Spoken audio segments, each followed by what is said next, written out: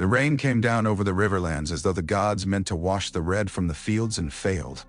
It struck the command tent in a ceaseless whisper, soft upon canvas, hard upon shields, cold upon the trampled earth where thousands of men slept with swords near their hands and dreams of home buried beneath the stink of wet wool, horse sweat, and old blood.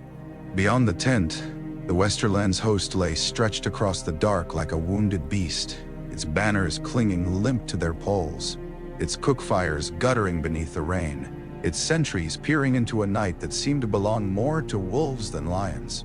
Kevan Lannister had heard wolves in the hills before sundown. Men had laughed at it, some nervously, some with the rough false courage soldiers used when fear moved too close to the bone.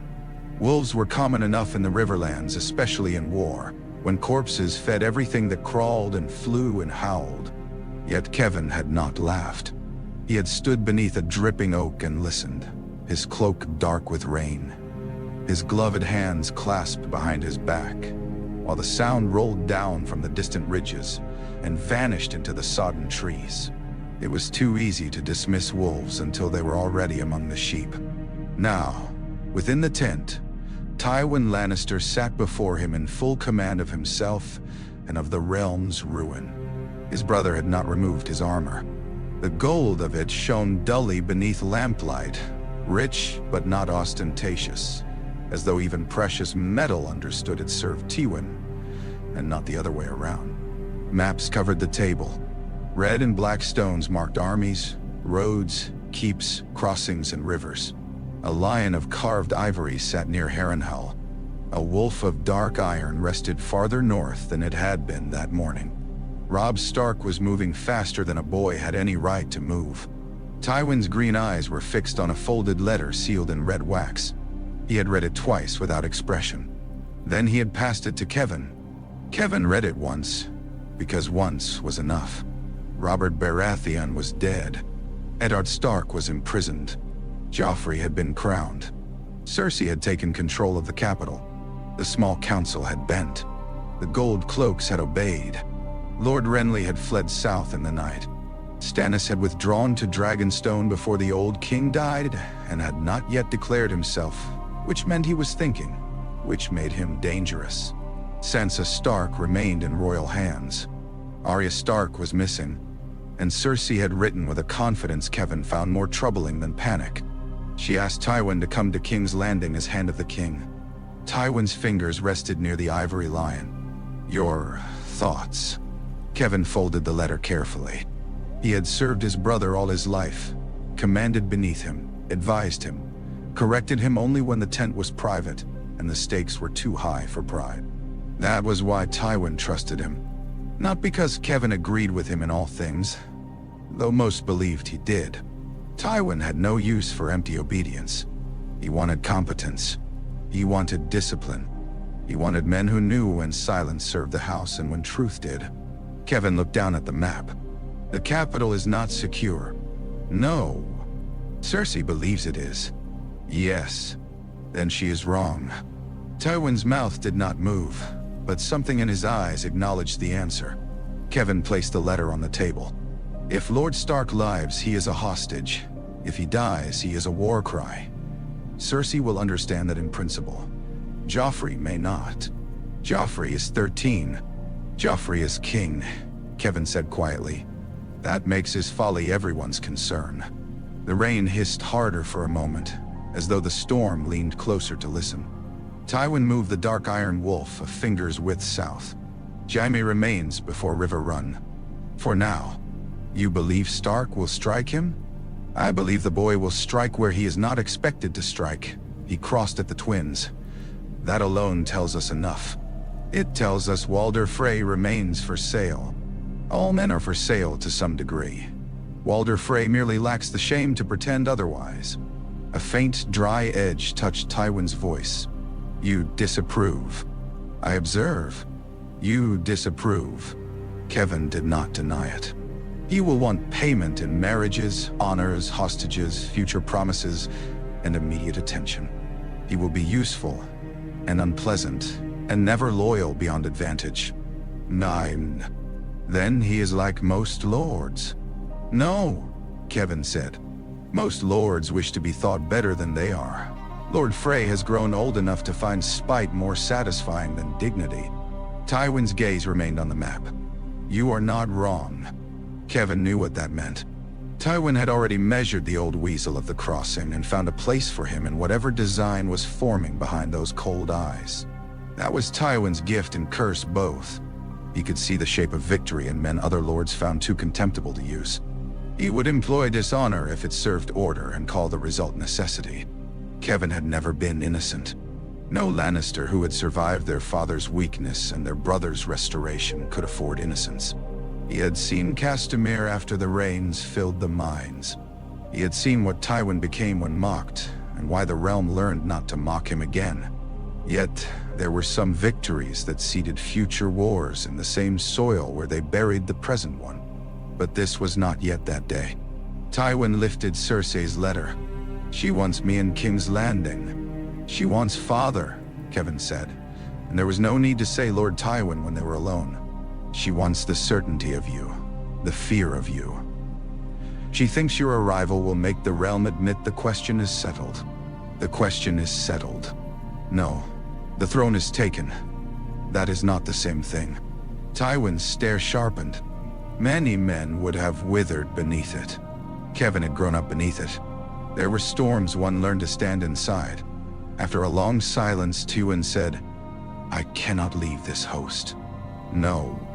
If I ride for King's Landing, Jaime remains exposed. Robb Stark gains room, and the river lords crawl out of their holes. Riverrun will become a wound we cannot close. Yes. If I remain, Cersei governs through Joffrey. Kevan said nothing.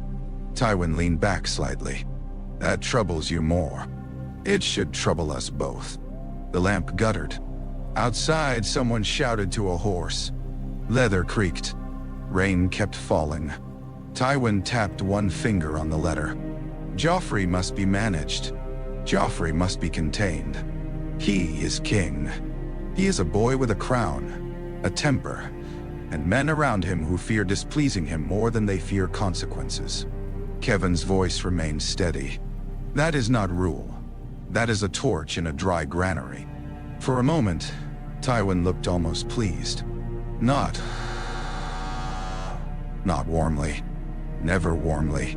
But with that narrow approval he gave, when another mind moved along the correct road without needing to be dragged. I will not go, Tywin said. Kevan had expected the words, yet the weight of them entered the tent all the same. Tyrion? Kevan asked. My son has uses. He has many. He also has appetites, grievances, and a talent for turning every room into a stage. He is clever enough for the work. Cleverness is not the same as authority. No, Kevan said. It is not. Tywin's eyes settled on him then, fully, heavily. Kevan felt the shape of the thing before his brother spoke it. You will ride for King's Landing. The words were not offered as a request. Tywin rarely requested anything, but Kevan knew the difference between command and trust. This was both. He looked again at the map, at the markers, at the red wax seal, at the roads running east and south like veins cut open across parchment. King's Landing was full of vipers. Not all of them wore Lannister colors. Cersei loved her children more fiercely than she understood them. Joffrey loved power without yet understanding that power could devour its holder. The small council had helped kill one king by degrees, and would help ruin another if it profited them. Ned Stark's life hung by threads held in hands too vain, too frightened, or too subtle to be safe. Kevan thought of his own sons. Lancel, eager and foolish. Willem, still young. Martin, younger still. He thought of the realm they would inherit if every man with authority mistook pride for strength. He thought of Jaime before Riverrun, golden and brilliant and careless. He thought of Cersei in the Red Keep, beautiful as their mother had been beautiful, but without Joanna's judgment. He thought of Tyrion, born hated, raised sharp, and always more wounded than he allowed the world to see. Most of all, he thought of Tywin. His brother could break a realm into obedience. Kevan had seen him do it. But someone had to keep the pieces from cutting the hands that held them. "I will need written authority," Kevan said. "Not merely from you, from the king. You shall have it. Cersei will resist. She will obey." Kevan did not answer quickly. Tywin's face hardened. "You doubt it? I know my niece." A silence opened between them, filled by rain and old grief. Joanna's absence still lived in House Lannister like a sealed chamber. No one entered, but all knew was there. Cersei had inherited beauty, pride, hunger, and damage in measures no one had corrected when correction might still have mattered. Tywin had loved her by making her useful. That had not been enough. At last, Tywin said, "Cersei understands family. Cersei understands possession." Tywin's eyes became colder. Kevan bowed his head slightly, not in apology but in acknowledgement that the truth had drawn blood. "She will fight me if she thinks I have come to take her son from her. You will not take him from her. You will take the kingdom from his hands until he is old enough not to drop it." No. That, Kevan thought, was the closest Tywin would come to admitting the danger. "And Lord Stark?" Kevan asked. Tywin looked at the letter again. "He takes the black. If possible." "It must be possible. Then there can be no public spectacle," Kevan said. "No crowd, no royal theater, no chance for the boy to turn mercy into blood because cheers intoxicate him." Tywin's gaze narrowed in thought. Kevan continued. "Bring Stark before the High Septon, the council, and selected witnesses. He confesses treason. He affirms Joffrey. He is sentenced to the wall. He leaves under guard before half the city knows it is done. Then, Cersei wanted the realm to see him kneel. The realm will hear he kneeled. That is enough. Joffrey may demand more. Then I will deny him." There it was, spoken plainly. Treasonous, perhaps, if heard by the wrong ears. Necessary, if the realm was to survive the boy wearing Robert's crown. Tywin studied his brother for a long moment. "You understand what you are accepting?" "Yes." "Do you?" Kevan let the question settle. It was not insult. It was warning. He would ride into a capital where his authority would be resented by the Queen Regent, tested by the king, watched by Varys, exploited by Littlefinger, mocked by courtiers, feared by servants, doubted by enemies, and measured against Tywin's shadow every hour of every day. If he succeeded, others would claim the credit. If he failed, House Lannister might fall, and his name would be remembered only as the lesser lion who could not hold what his brother had taken. Kevan had no hunger for songs. Perhaps that was why he could do what needed doing. "I understand," he said. Tywin took a fresh sheet of parchment. His hand moved with firm, economical strokes. He wrote without hesitation, each line a chain forged around the realm's throat and placed in Kevan's keeping. When he finished, he pressed the Lannister seal into hot wax and held it until the red cooled. "You leave before dawn." Kevan took the letter. "I will require 50 good men, not peacocks. Take 100. 50 good men are better than 100 seen coming." Tywin's mouth tightened. "Take 75. Kevan almost smiled. "As you command." Tywin stood then, and for a moment the years seemed to gather around them. Two sons of Tydos Lannister, one who had remade their house through fear, another who had helped hold it together through duty. Outside, the wolves called again from the rain-dark hills. Tywin listened this time. "Robb Stark is still a boy," he said. Kevan folded the sealed authority inside his cloak. "So is Joffrey. And between those two boys, he thought, the realm might yet drown." Kevan left before dawn beneath a sky the color of hammered lead. No trumpets announced him. No great line of banners cracked in morning wind. Tywin understood the value of spectacle, but Kevan understood the value of arriving before men had time to prepare their lies. 75 riders followed him, all chosen from households that owed their rise to Casterly Rock and knew the difference between courage and noise. There were no drunkards, no braggarts, No golden boys with polished helms and empty heads. Kevan had asked for veterans, and Tywin had given him men with scars beneath their mail. They rode hard, but not recklessly. The Riverlands punished haste. Roads that looked firm became mud traps. Bridges that had stood for generations vanished beneath floodwater or war. Villages that should have offered fodder and shelter stood burned or abandoned, their doors open, their hearths cold, their wells fouled by frightened men or cruel ones. More than once, they passed small folk huddled beneath trees, watching the lions pass with eyes too tired for hatred and too frightened for hope. Kevan saw them all. A lesser lord would have dismissed them as scenery, the gray flesh of war, nameless and inevitable. Tywin would have seen them as consequence, regrettable only when consequence weakened strategy. Kevan saw them as both consequence and warning. Armies fed on fields. Fields were tended by hands. When those hands were dead, fled, or turned desperate, kings discovered that crowns did not bake bread. On the second day, they found a mill beside a stream, its wheel broken, its roof half collapsed. 3 bodies hung from the beams within, stripped of boots and belts. One wore a torn bit of red cloth around his arm. One wore blue. One wore no color at all. That, Kevan thought, was the truth of civil war. Men died beneath banners they had never chosen. His captain, Sir Admarbrand's cousin, a hard-faced knight named Daemon, reined beside him. Wolves or rivermen, my lord?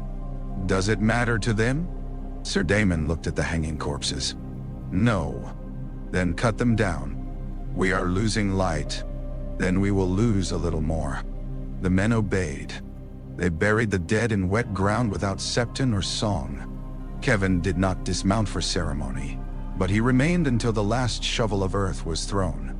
The small act delayed them less than an hour and would win him no battles. Yet men watched such things. Soldiers did. Peasants did. Gods might. By the 4th day, word reached them from riders carrying fresh reports west.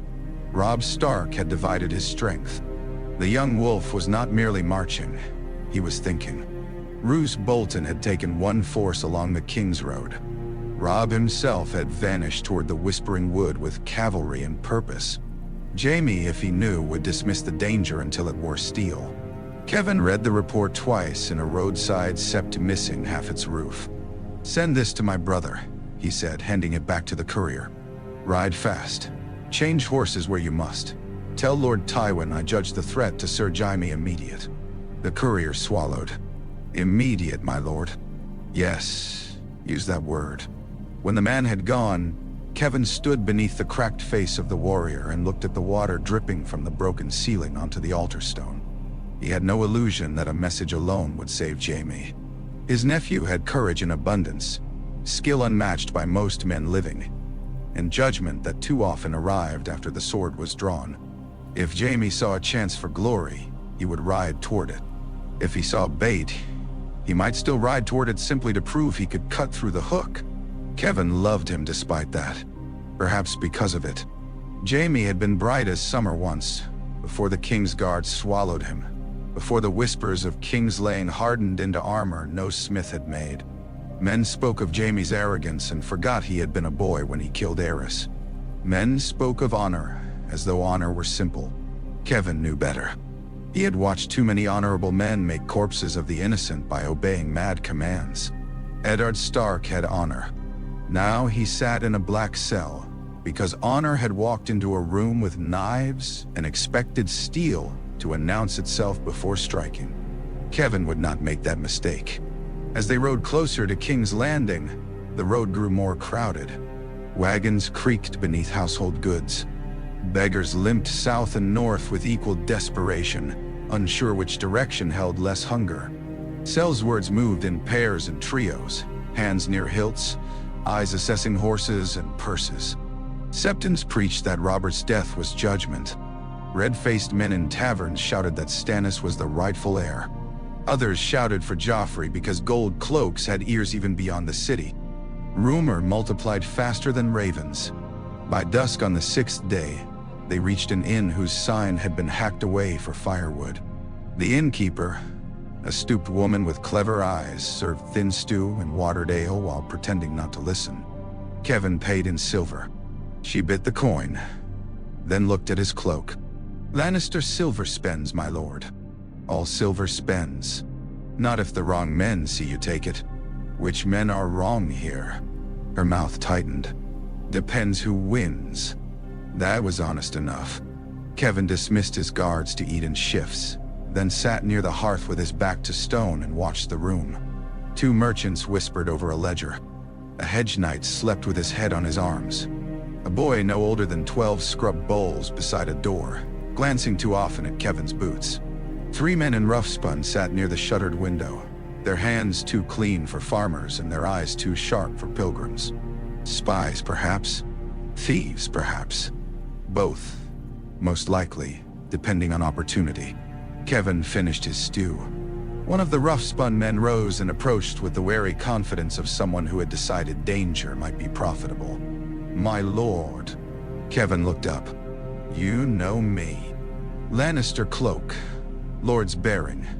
Men outside worth more than this inn. If you ain't Lord Tywin, you're close enough to him." A few of Kevan's knights shifted. Kevan lifted one hand slightly, and they stilled. "What do you want?" "News has value." "It does. I have some." "Then speak it." The man smiled with bad teeth. "Value first." Kevan studied him. Hungry. Frightened. Greedy because fear had taught him greed was survival. "If your news has worth, you will be paid. If it does not, you will be allowed to keep your tongue because I am in haste." The man's smile faded. His companions found their cups suddenly fascinating. He leaned closer. "The king means to take Lord Stark's head." The room seemed to draw in a breath. Kevan did not move. "Who told you this?" "Men talk. Men also lie. Gold cloaks talked at the roadside 3 nights past. Drunk. Said the Wolf Lord would kneel before the city. Confess, then the boy king would show what happens to traitors." Joffrey. Kevan felt a coldness move through him that had nothing to do with rain. Cersei's letter had spoken of mercy dressed as punishment. Confession. The wall. Sansa's safety. It had been Cersei's plan because Cersei, for all her pride, still understood hostages. But a crowd could change a boy. A sword could tempt him. Cheering could become wine in the blood. If Joffrey had already spoken of execution to gold cloaks, then the danger was not theoretical. It was ripening. Kevan placed 3 silver coins on the table. The man's eyes widened. He reached for them. Kevan covered the coins with 2 fingers. "You will tell no one you spoke to me. I don't even know who you are." "No," Kevan said. "You do not." He released the coins. That night, Kevan did not sleep. He wrote by candle stub in a rented room while rain scratched at the shutters and his guards murmured beyond the door. To Cersei he wrote first, with courtesy sharpened into command. He informed her that he came as Hand of the King under royal authority and Lord Tywin's seal. He instructed that no public judgment concerning Eddard Stark be carried out before his arrival. He used the word instructed deliberately. To Pycelle he wrote separately, reminding the old maester where his loyalties had been nourished for decades, and warning him that any change in the Stark prisoner's condition would be remembered at Casterly Rock. To Varys, he wrote only one line: Lord Stark must live long enough for wisdom to remain possible. He sealed each letter and sent 3 different riders before dawn. Then he resumed the road, pushing the column harder than before. The land changed as they neared the Crownlands. The air grew warmer, thicker, carrying the sense of salt, smoke, and too many people pressed too close behind walls. Farms became market gardens. Market gardens became hovels. Hovels became camps. Camps became the crawling outer hunger of King's Landing. And above it all, red roofs and towers rose beneath a haze of heat and waste, with the Red Keep crouched on Aegon's high hill like a dragon's old wound turned to stone. Kevan looked upon the city and felt no triumph. He had arrived before the sword fell. Perhaps. King's Landing smelled worse than Kevan remembered. War had not yet reached its walls. but fear had. Fear always had a scent in cities. Sour wine, sweat, rotting vegetables, chamber pots emptied too near doorways, stale smoke from cook fires burning scraps because good wood had become too costly. The streets groaned beneath carts, pilgrims, soldiers, merchants, beggars, and informers. Every alley seemed to whisper. Every window had eyes. The gold cloaks met him at the Lion Gate with more ceremony than discipline. Their captain had polished armor, a perfumed beard, and the nervous smile of a man uncertain whether the person before him was an opportunity or a threat. Janos Slynt had risen high by smelling power and changing winds, but men like him often mistook survival for skill. Kevan let him bow too deeply before speaking. "My Lord Hand," Slynt said, thickly gracious. "The city rejoices in your arrival. The city does not know I have arrived." "It will, my lord." "Not yet." Slynt blinked. "As you command." Kevan looked past him to the men lining the gate. Some stood straight, some slouched. Some watched the small folk with the casual cruelty of men given authority without honor. The City Watch had helped Cersei take the throne from Ned Stark. That made them useful. It did not make them trustworthy. "I will inspect the barracks tomorrow," Kevan said. Slynt's smile weakened. "Of course, my lord." "And the armories?" "Yes, my lord." "And the books?" A pause. "The books?" "The City Watch is paid, fed, armed, and provisioned by someone. I would know how honestly." For the first time, Slynt looked truly afraid. "Good," Kevan thought. "Begin there." He did not go first to his chambers. He did not wash. He did not change from his rain-dark cloak. He rode through the city beneath Lannister crimson and gold, with 75 silent men behind him, letting the capital see not splendor but a rival. Small folk parted before the horses. Some spat after them once they had passed. Others bowed because bowing cost nothing and might save teeth. A child threw a clod of mud that struck one of the guards in the greave.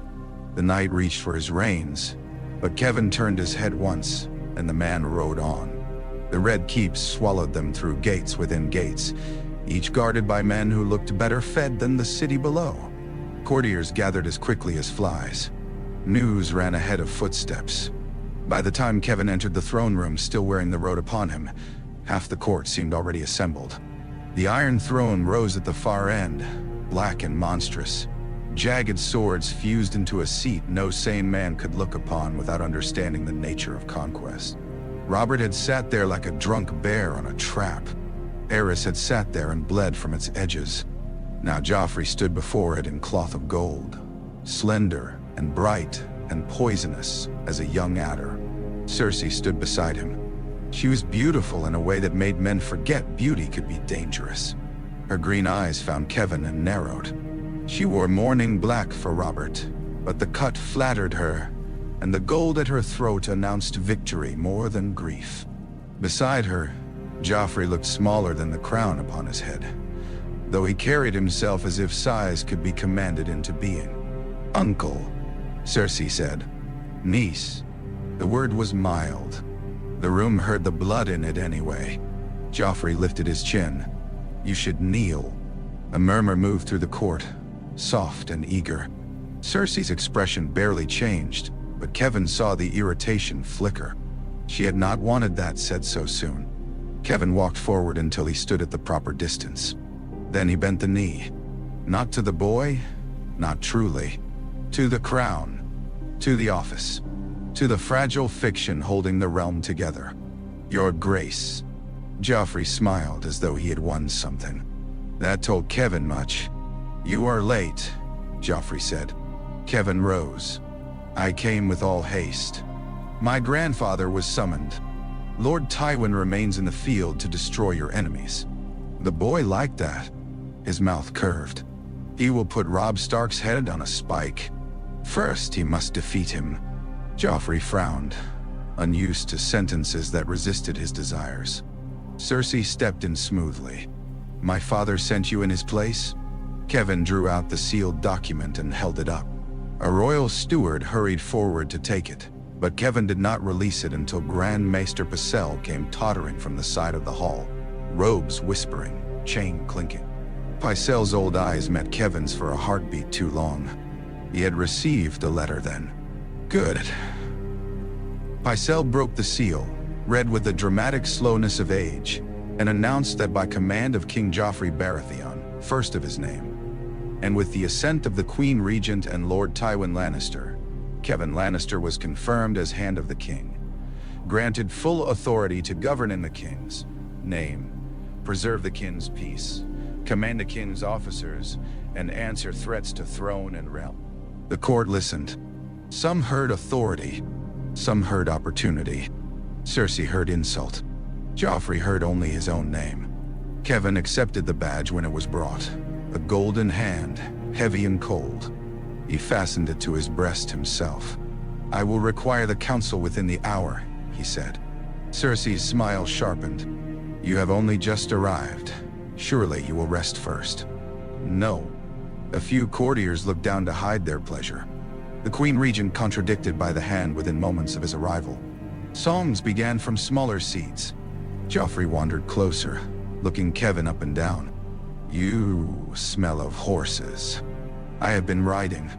Grandfather would have come with more men. Your grandfather needs them elsewhere. I am the king. I can command him here." Kevan looked at the boy. Truly looked. Blonde curls, soft mouth, restless hands, green eyes without depth. There was Lannister beauty in him, but none of Jaime's warmth, none of Cersei's wounded fire, none of Tywin's iron. Robert's crown rested on a head born of incest and indulgence, and the realm was expected to pretend not to see the danger because truth would burn too much. "You may command many things, Your Grace," Kevan said. "Wisdom is knowing which commands strengthen you."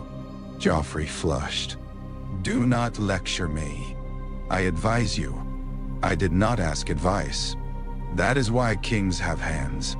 The silence that followed was sharp enough to cut. Cersei moved then, one hand touching Joffrey's shoulder. "My son is weary of ceremony. These have been difficult days." Kevan inclined his head. For all the realm, the reminder landed exactly where he intended. Robert dead. Ned imprisoned. Renly fled. Stannis silent. Robb marching. Jaime exposed. The Riverlands aflame. The throne did not sit above these problems. It sat atop them, and every crack beneath it mattered. Joffrey pulled away from his mother's touch. "Lord Stark is to confess before the people." "No," Kevan said. The words struck the hall like a dropped sword. Joffrey stared. "What?" "Lord Stark will confess before lawful witnesses, the High Septon, the small council, officers of the crown. The people will be informed once sentence is passed. I want them to see him kneel. I know. He is a traitor. Yes. Then he should be shamed. He will be. Privately. Men die. That is not enough. It is enough for the realm." Joffrey's hand twitched toward the decorative sword at his hip. It was a child's motion made dangerous by a king's permission. Cersei's eyes burned at Kevan, but beneath her anger lay calculation. She understood. Not happily, but she understood. A public spectacle was a risk.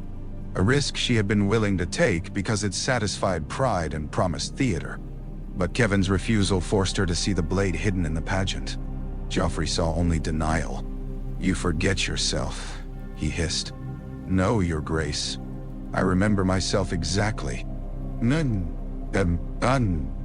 Sandor Clegane stood near the base of the throne, half his burned face shadowed, his eyes moving between the boy and Kevan with something like interest. Sir Meryn Trant looked confused. Sir Boros Blount looked at Cersei, waiting for permission to know what he thought. Sir Barristan Selmy was gone from the Kingsguard now, cast aside by the boy who understood nothing of what old honor was worth. That absence troubled Kevan more than any hostile stare in the room. A king who dismissed Barristan Selmy and trusted Meryn Trant had already begun sharpening the knives meant for his own back. Cersei spoke before Joffrey could. "The hand is correct that appearances must be managed carefully. Lord Stark's confession matters more than the crowd. Joffrey turned on her. You promised. I promised he would confess. I want his head. There it was. Naked. Stupid. Fatal. The court heard it. Varys, standing near a pillar in soft lavender, lowered his eyes. Littlefinger's mouth barely moved, but Kevan saw the glimmer of amusement there. Pycelle trembled with either age or dread. The courtiers breathed very softly, each one understanding that a boy had just spoken a possible war into the air. Kevan did not look away from Joffrey. Your Grace, he said, a dead wolf feeds every wolf still living. Joffrey's face twisted. I am not afraid of wolves. No. That is what worries me. Cersei's fingers tightened on her son's arm hard enough that he winced. My Lord Hand, she said coldly. The council awaits. Kevan bowed, not deeply. Then we should not keep the realm waiting. As he turned from the throne, he felt the court watching him with new hunger. Some hated him already. Some admired him. Most were deciding whether he would live long enough to matter. At the doors, Varys drifted near as though carried by perfume. My Lord Hand, the eunuch murmured. May the gods grant you strength. The city has great need of calm hands. Kevan looked at him, and fewer soft voices. Varys smiled sadly. Alas, my lord, soft voices are often the only ones that survive long enough to tell the truth. Then be careful which truths you choose. He walked on, leaving Varys behind him. For the first time since Robert's death, the Red Keep had felt a command that did not come from vanity, panic, or spite. That made Kevan dangerous, and everyone in the hall knew it. The black cells beneath the Red Keep were colder than the city above had any right to allow. Kevan descended with 2 guards, a jailer, and a lantern whose light seemed reluctant to touch the walls. Moisture shone on stone. Somewhere deeper in the dark, a man muttered prayers to gods who had either gone deaf or grown tired of answering. The smell was rot, old straw, iron, and despair. It clung to the throat. Eddard Stark sat against the wall of his cell with his injured legs stretched before him, and his beard grown wild around a face hollowed by pain. He looked older than Kevan remembered from court, not weak, but stripped down to the stern thing beneath lordship. Honor, men called it. Stubbornness, others might say. Kevan had seen enough of both to know they often wore the same face. Ned looked up when the lantern stopped. For a moment, neither man spoke. They had never been friends. Their houses had stood on the same side of Robert's rebellion, but not in the same spirit. Ned Stark had gone to war for his sister, his father, his brother, and the friend he loved. Tywin had gone to war when victory was already visible. Kevan had served where his brother commanded. Old judgments lived in men even when courtesy buried them. You are not Lord Tywin, Ned said. No. Then he has better sense than to come here. He has a war to fight. So do you? Kevan nodded once. Yes. The jailer unlocked the outer grate at Kevan's signal, but not the cell itself. Kevan dismissed him to the stairs. The guards remained far enough away not to hear clearly unless voices rose. Ned's eyes followed the movement. Am I to die quietly then? No. Most men who say that in a dungeon are lying. I am not most men. No, Ned said. You are a Lannister. There was no anger in it, or not only anger. There was exhaustion, contempt, grief, and the hard edge of a man who had misjudged the game and hated himself more than his enemies for it. Kevan set the lantern on an iron hook. You are to confess. I know what the Queen wants. The Queen wants many things. Not all of them are wise. Ned studied him then, more closely. And what do you want? To prevent your death from setting half the realm aflame. My death may not be needed for that. No. But it would help. A faint grimness moved across Ned's mouth. Not a smile. You speak plainly. In private. That is where plain speech usually dies. Kevan let that pass. You will confess treason. You will affirm Joffrey as Robert's trueborn heir. You will renounce all claim, all accusation, all resistance. The High Septon will witness it. So will the small council. You will be sentenced to take the black. You will leave King's Landing before the city can gather to watch.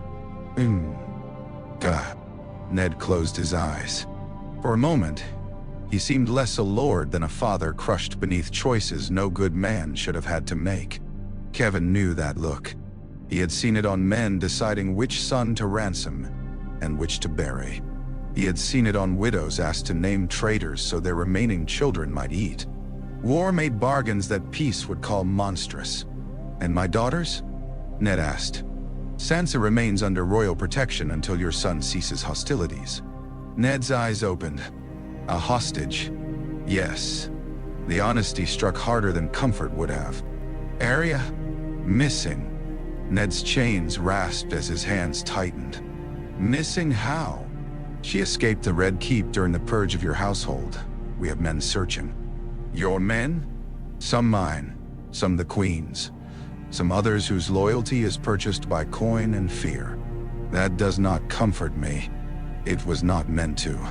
Ned looked toward the darkness beyond the lantern. His voice lowered. If Arya is found, she will be held. Harmed? No. You can promise that? I can promise what lies within my authority. And does anything lie within your authority, my lord? Or does the boy decide everything now? There it was. The question around which the realm had begun to crack. Kevan did not answer immediately. The truth was dangerous, but lies were useless here. Ned Stark could smell them through stone.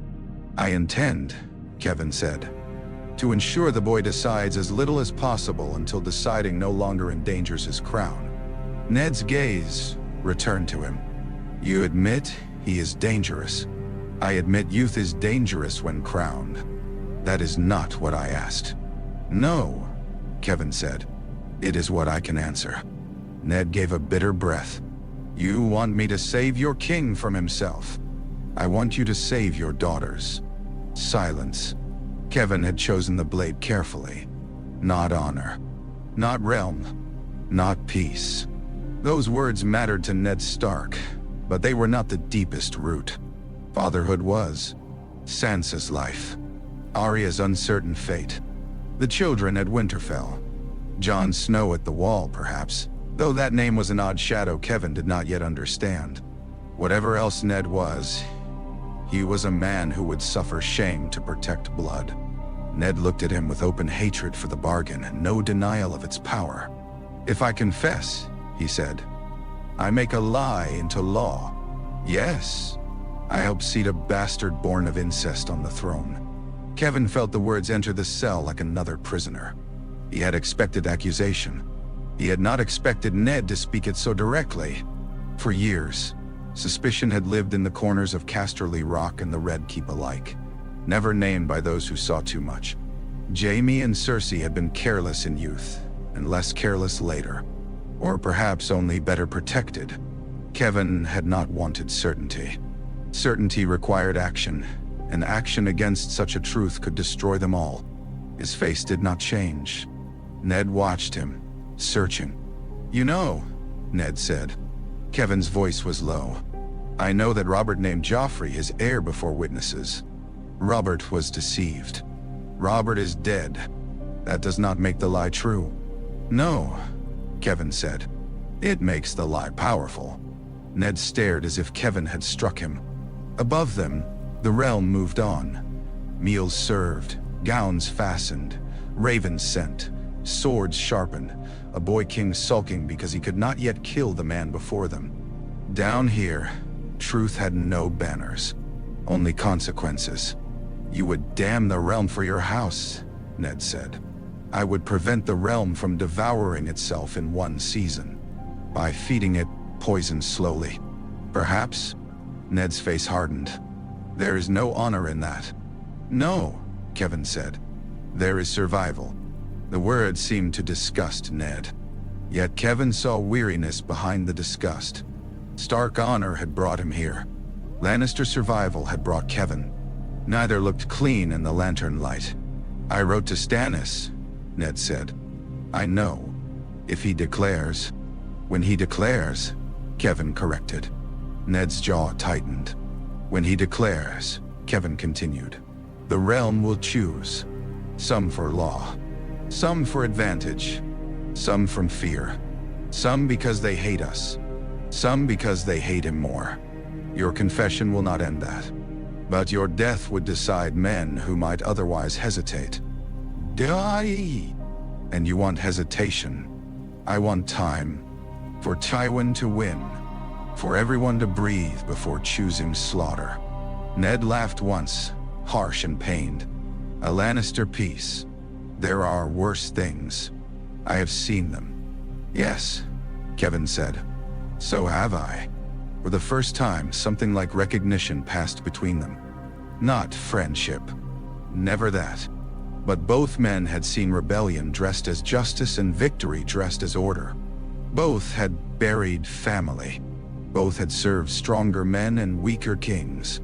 Both knew that songs lied most sweetly about war after those who suffered it were too dead to correct them. Ned looked down at his chained hands. If I do this, Sansa is safe. Safer. Ned looked up sharply. Kevan did not soften it. No one is safe in this city, but I will place her beyond Joffrey's reach as far as I am able. She will not be beaten for your son's victories. She will not be paraded for sport. She will be watched, confined, used and frightened, but not casually harmed. That is your mercy. That is my honesty. Ned's eyes shone with anger and grief. You speak as if that should comfort me. No. Comfort is for men who still have choices they like. The chains rasped again. Ned leaned his head back against the stone. What of the wall? You will be escorted north under guard. Not through the public roads if I can avoid it. Once you take the Black, your son loses the simplest reason to keep fighting for your release. Robb will fight for his sisters. Yes. For the Riverlands. Yes. For justice. Kevan inclined his head. Likely. Then you gain little. I gain you alive. Ned closed his eyes again. A long while passed. Water dripped somewhere beyond them, counting seconds with the patience of stone. At last Ned said, my daughter must hear from me, before I confess. No. His eyes opened. Kevan met the look. If she sees you, she may break. If she breaks, Cersei may exploit it. Joffrey may hear of it. Varys may make use of it. Littlefinger certainly will. You may write one letter. I will read it. If it contains no treason, she will have it after you are gone. Ned's hatred returned, clean and bright. You think of everything. No, Kevan said. Only enough. He signaled to the guards. The jailer returned, carrying parchment, ink, and a board. Ned stared at them as though they were instruments of torture. Perhaps they were. Kevan turned to leave. Lord Kevan. He stopped. Ned's voice was quiet. You know the boy should not sit that throne. Kevan looked back through the bars. In the lantern light, Eddard Stark seemed already half a ghost. A man who had descended from the clean cold of the north into southern darkness, and found that truth alone could not light the way out. I know many things that cannot be survived if spoken too loudly, Kevan said. That is cowardice. Sometimes. And this, Kevan held his gaze. This is family. Ned looked away first, but not in defeat. In sorrow. Kevan climbed from the black cells with the smell of damp stone in his cloak, and the weight of Stark's accusation lodged beneath his ribs. He had won the confession. He had preserved the hostage. He had delayed a war cry. Yet as he emerged into the torchlit corridors of the Red Keep, he understood with perfect clarity that every step he took to save House Lannister carried him farther from any road Eddard Stark would have called honorable. That did not make the steps unnecessary. It only meant he would have to remember what they cost. Sansa Stark had learned that fear could be beautiful. It came wrapped in silk, seated in carved chairs, served on golden plates, spoken in gentle voices by women whose smiles never touched their eyes. It gleamed in the rubies at Cersei's throat and in the white cloaks of knights who did not save anyone. It hid beneath songs, courtesy, lemon cakes, prayers, and promises. It lived in the spaces between words, where a girl was meant to understand what could happen if she disappointed those who held her. Her chamber was lovely. That made it worse. The window looked out over King's Landing, where the city fell away toward the black water and crowded red roofs, smoky alleys, and distant masts. The bed was soft. The carpets were Irish. The walls held tapestries of golden lions hunting stags beneath impossible green trees. A maid brushed Sansa's hair each morning with hands that trembled. Another brought gowns chosen by the queen. Sansa wore them because refusal belonged to girls still protected by fathers. She had not seen her father since the throne room. She had dreamed of him every night. Sometimes he was whole and stern and telling her they would go home. Sometimes he was bleeding from his leg, calling for Arya. Sometimes Joffrey smiled and ordered Lynn to lift his sword while everyone clapped. She would wake with her mouth open and no sound coming out. When the door opened, she stood too quickly. Queen Cersei entered first. Sansa curtsied at once, deep and shaking. "Your Grace." Cersei smiled. "Sweet child." The words made Sansa colder than anger would have. Behind the queen came Lord Kevan Lannister. He wore dark red wool and a chain of office, with the golden hand pinned over his heart. He did not look like Sir Jaime, bright and careless. He did not look like the queen, beautiful and sharp. He looked older, plainer, sterner in a quieter way. There was gray in his beard and patience in his face, but not softness. He carried a sealed letter. Sansa's eyes fixed on it. Cersei noticed, of course. Cersei noticed everything that could hurt. "Your father has written to you?" the queen said. Sansa's breath caught. "Father? He is alive," Kevan said. The room swayed. Alive. The word was a hand reaching through deep water. Sansa almost sobbed, but she bit it down because tears could be used. Everything could be used. Cersei's gaze lingered on her. "You see? We are not cruel." Sansa lowered her eyes. "No, Your Grace." Kevan looked at the maid. "Leave us." The maid glanced at Cersei. The queen nodded. Only then did the girl flee. When the door closed, Kevan held out the letter. Sansa took it with both hands. The seal was broken already. Of course it was. She should have expected that, but the sight still hurt. Even father's words had been imprisoned before reaching her. Her fingers shook as she unfolded the parchment. The handwriting was his, stronger than she expected. Uneven in places, but his. "Sansa," it began, and seeing her name in his hand nearly broke her. She read, "He told her to be brave, to obey, to remember she was a Stark of Winterfell, to trust no one completely, but not to mistake every courtesy for kindness, nor every kindness for safety. He told her Arya was missing but alive if the gods were good, and Sansa must not blame herself. He told her he would confess to treason and take the black. He told her this was his choice. He told her she must live, not be good, not be obedient, not love Joffrey, not trust the queen. Live. Live." Sansa read the final line 3 times. "When the snows fall and the white winds blow, the lone wolf dies, but the pack survives." The words blurred. She pressed the parchment to her chest. Cersei sighed, almost kindly. "Your father has chosen mercy. That is more than many traitors receive." Sansa swallowed. Her voice came small. "Will I see him?" "No," Kevan said. Pain moved through her so quickly she almost doubled over. "Please, my lord, please. I will not say anything wrong. I swear it by the 7. I only want—" "No," Kevan repeated, not cruelly, which somehow made it harder. "He leaves soon. A meeting would endanger you both."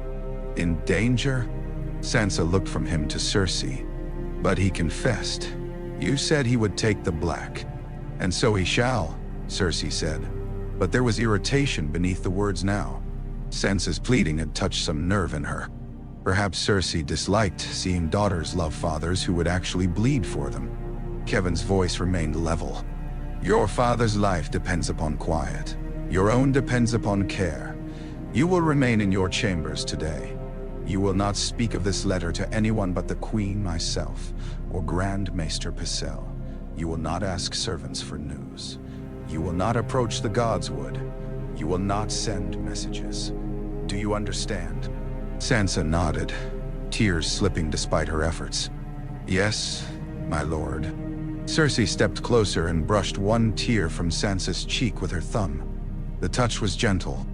The warning beneath it was not. You must learn, little dove, that noble girls do not always get the farewells they want. We are given duties instead. Sansa wanted to hate her. She did hate her.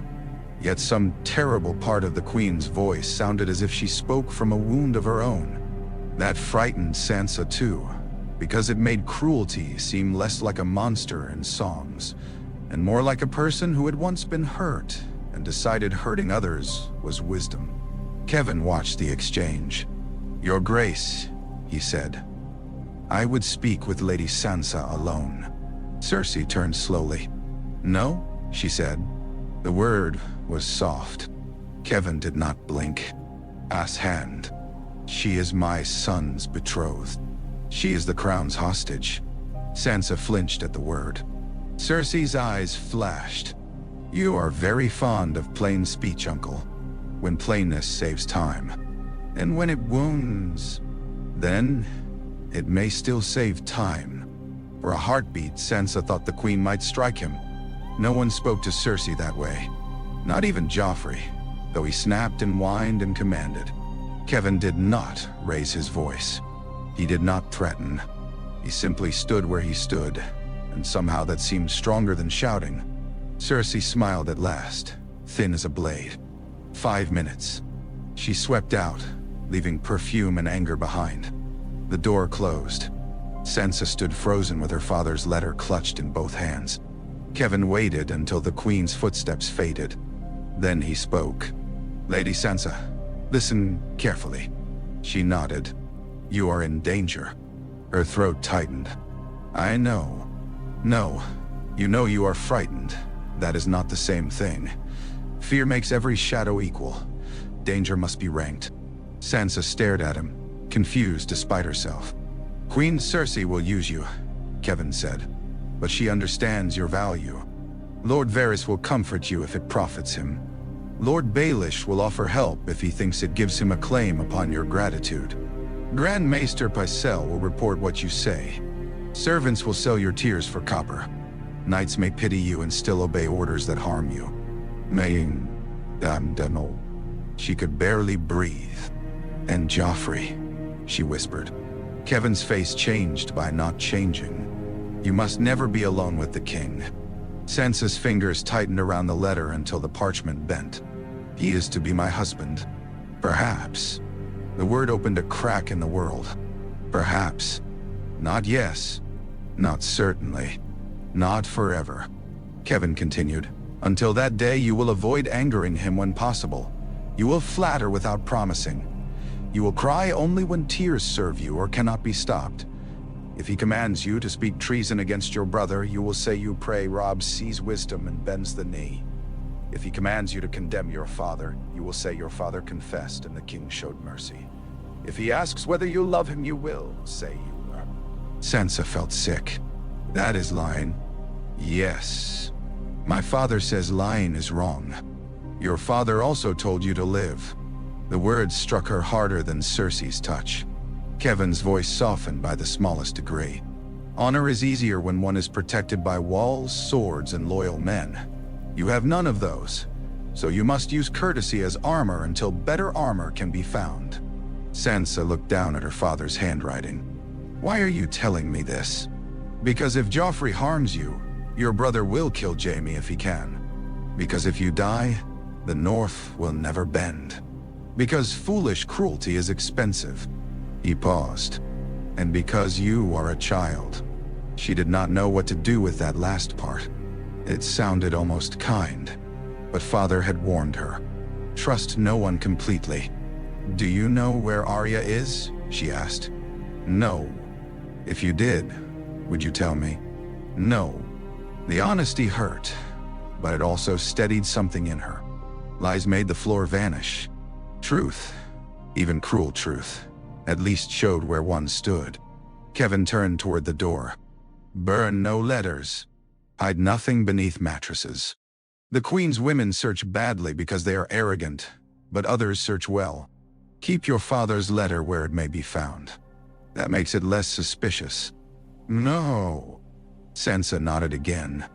At the threshold, he stopped. One more thing. Your father chose disgrace to keep you breathing.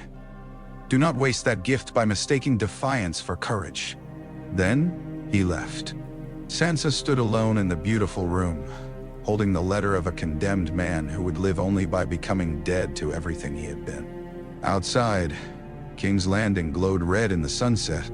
It looked like a city made of songs from this distance. Towers, bells, sails, streets, the river like a ribbon of fire. Somewhere beneath those roofs, men sharpened swords. Somewhere beyond them, Robb marched. Somewhere in the world, Arya ran or hid or cried or fought. Sansa pressed the letter to her lips and did not pray for songs anymore. She prayed for silence, for patience, for memory, and for the strange, hard mercy of a lion who had told her to survive. Joffrey did not forgive denial. Kevan learned that before noon the next day, though he had expected it before dawn. Boys with ordinary fathers sometimes learned a disappointment as naturally as rain. Boys born to queens and lies learned it as insult. Joffrey had been indulged by Robert's neglect, Cersei's worship, servants' fear, and courtiers' flattery, until the smallest refusal seemed rebellion. Now he wore a crown, and all his worst instincts had been given heralds. The king summoned him to the throne room rather than the council chamber. That was meant to matter. Kevan came anyway. The court gathered in bright clusters beneath the iron shadow. They smelled entertainment. Men and women who would faint at the sight of a battlefield adored watching wounds opened with words. Joffrey sat upon the iron throne, one leg thrown over the arm in a pose that might have been careless if it had not been so clearly practiced. The crown rested in his curls. Rubies winked at his throat. A short sword lay across his lap. Cersei was absent. That mattered more. Kevan approached to the proper distance and bowed. Your Grace. Joffrey looked down at him. Where is Lord Stark? In custody. I know that. Where? Secure. The boy's mouth tightened. I asked where, and I answered as much as your safety requires. A ripple passed through the hall. Somewhere. Someone inhaled too sharply. Joffrey sat up. My safety? Yes. He is my prisoner. He is the crown's prisoner. I am the crown. Kevan looked at the jagged throne behind him. All those old swords twisted by dragonfire into a warning men kept mistaking for a chair. No, your grace. You wear it. Joffrey flushed crimson. Sandor Clegane shifted near the base of the throne. His scarred face gave away nothing, but his eyes were alert. The hound understood violence better than any singer. He knew when it entered a room. Sir Meryn Trant stood stiffly in white enameled plate. Sir Boros looked damp around the collar. Sir Preston Greenfield watched the king as though awaiting a command he hoped would not come. I could have your tongue, Joffrey said. You could command it. And who would stop me? Kevan let the silence answer first. Not because no one would stop him. Because too few might, and the boy needed to feel the emptiness around his power. Then Kevan said, I would advise against it. Joffrey laughed, high and ugly. Advise? Advise? You are here because my grandfather could not be troubled to come. Do you think that makes you him? No. Good. You are not him. You are not even close. That is true. The answer wrong-footed him. Joffrey wanted anger, fear, apology. Something he could strike. Kevan gave him fact. I want Stark brought before the people, Joffrey snapped. Today? No. The word was even calmer than before. Joffrey stood. The sword slid from his lap and clattered against iron. He snatched it up, humiliated by the noise. I am king. Yes, you will obey me. When your command serves your reign, my commands are my reign. No, your grace. Your commands are how your reign may survive or fail. The courtiers were silent now. Even they knew this had passed from amusement into danger.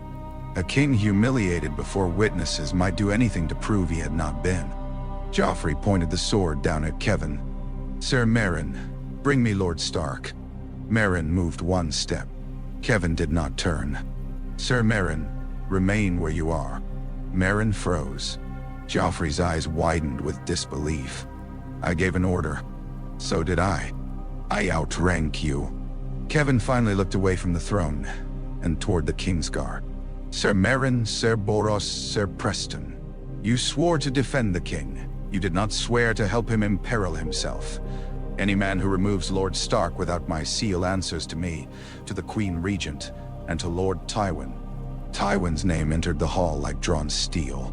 Joffrey heard it, and hated that he heard it. Everyone did. There were many kinds of authority in Westeros. The boy had law. Tywin had fear. Kevan, for the moment, held both in measured portions. Meryn's hand tightened on his sword hilt, but he did not move. Boros looked at the floor. Preston swallowed. The hound gave a low sound that might almost have been a laugh. Joffrey turned on him. Did you laugh? Sandor's eyes lifted. No, your grace. You did. Must have been my scars creaking. A few courtiers nearly choked on silence. Joffrey's face twisted. He wanted to punish someone. Kevan saw the moment his gaze darted, searching for a weaker target. A servant. A page. Sansa, if she had been there. Anyone. Kevan stepped into the space before that cruelty could find a body. Your grace, he said. You may dismiss the court and speak with me privately, or you may continue this display until every whisper in King's Landing carries it by supper. Joffrey stared at him with murder in his eyes. Kevan bowed his head slightly. I recommend privacy. For one terrible heartbeat, the boy might have chosen blood. Then the need to seem in control rescued them all. Out, Joffrey snarled. The court fled beautifully. Silk whispered. Boots scraped. Men bowed too quickly. Women curtsied too deeply. The Kingsguard remained. So did Sandor. Kevan waited until the doors closed. Joffrey descended the throne steps with the sword still in hand. Up close, he looked younger. That did not make him less dangerous. Children could kill flies without thinking. Kings could do the same to men. I hate you, Joffrey said. I know. I will tell Mother.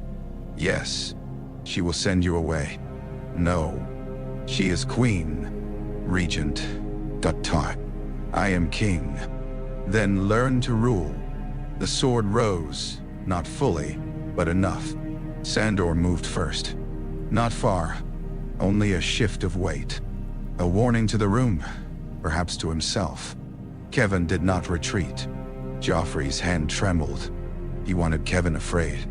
He needed Kevan afraid. Fear was the language he had learned from watching Robert roar, Cersei threaten, and guards obey.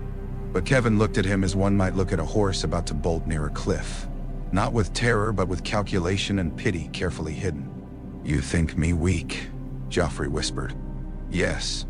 The boy flinched as though struck. Kevan continued before the wound could become frenzy. Not because you are young. Young men can be brave. Not because you are untested. All kings begin untested. Weakness is needing every room to bleed before you believe you command it. Nani? Joffrey's lips parted. No one told you this, Kevan said. So I will. A king who kills every man who displeases him teaches men to lie. A king who humiliates hostages teaches enemies not to yield. A king who mistakes fear for love dies surrounded by men waiting for someone else to strike first. Joffrey's voice shook. You cannot speak to me like that. I just did. I will remember. Good. That confused him again. Kevan stepped closer, slowly enough not to provoke the Kingsguard. Remember this too. Your grandfather fights in the Riverlands. Your uncle Jaime sits before Riverrun where Robb Stark moves unseen. Stannis waits on Dragonstone. Renly gathers strength in the south. The Vale watches. The Reach waits to be courted. Dorne waits to be offended. The North waits for a reason never to kneel again. Every one of them is listening for what sort of king sits the Iron Throne. Nah. Joffrey swallowed, though rage remained. If you kill Eddard Stark, Kevan said, you make their answer easier.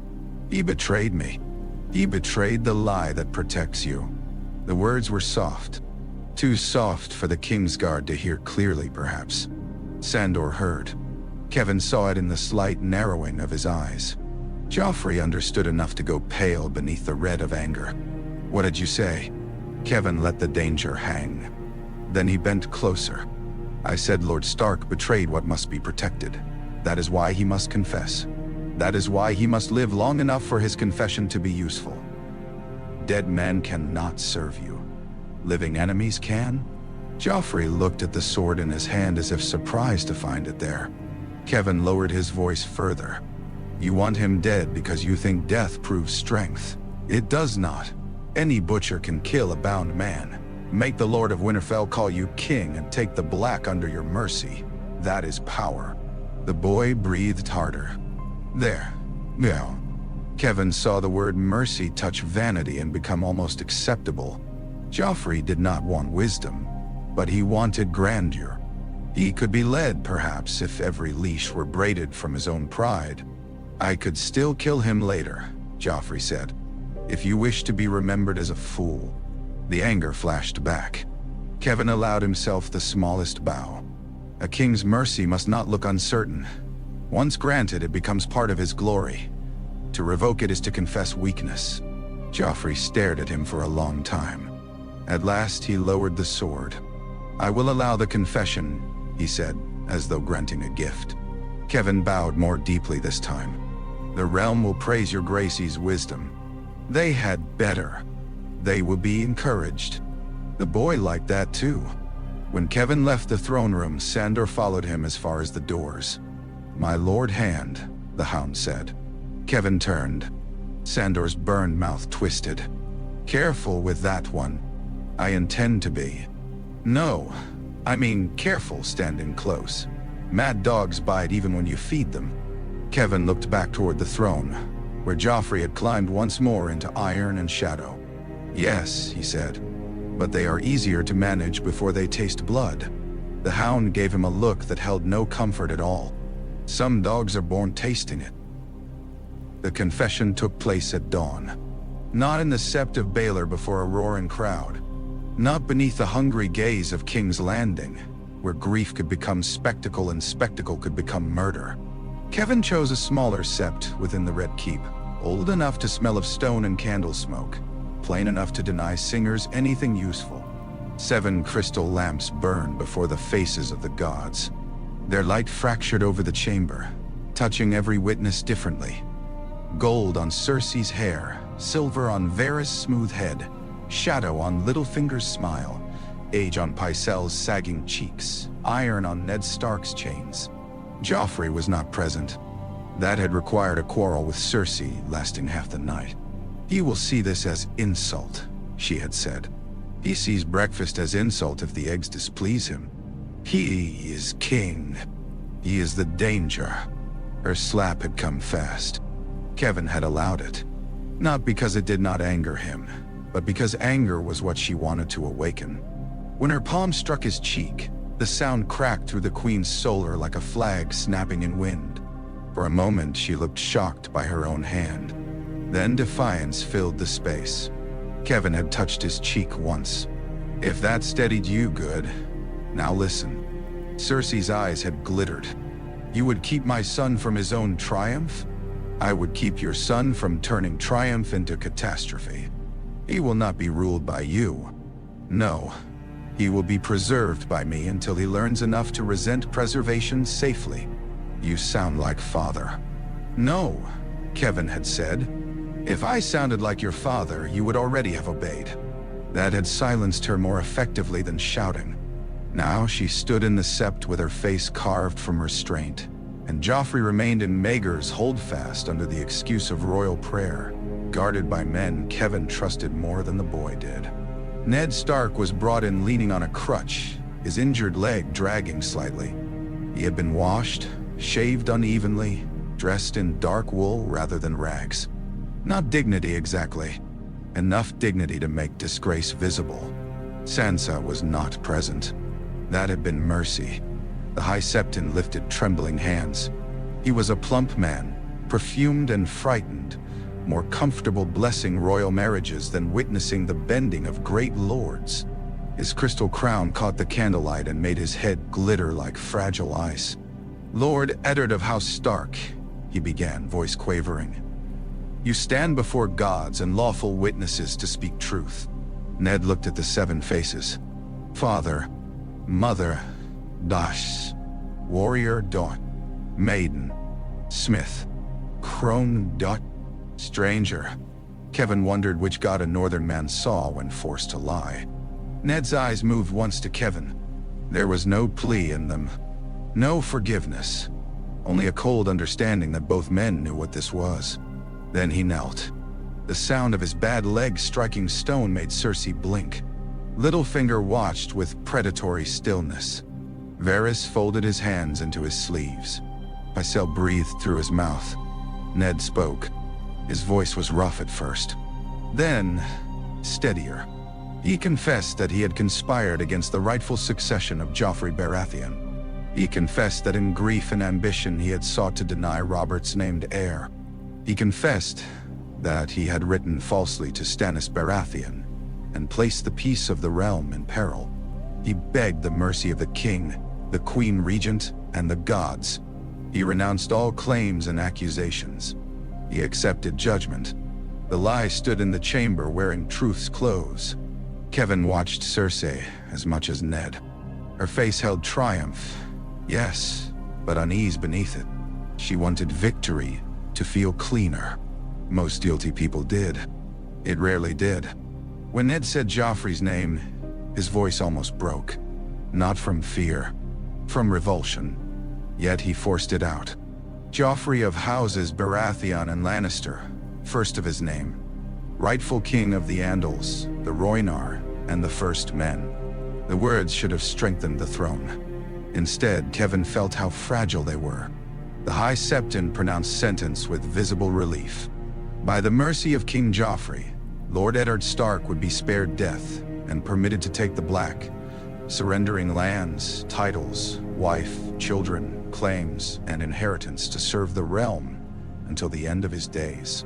Until the end of his days. The phrase moved through Ned like a wound reopening.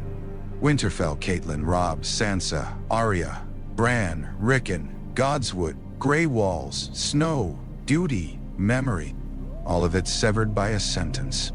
The wall was life, but also burial. Ned bowed his head. "It is done," Kevan said. Cersei turned to him sharply.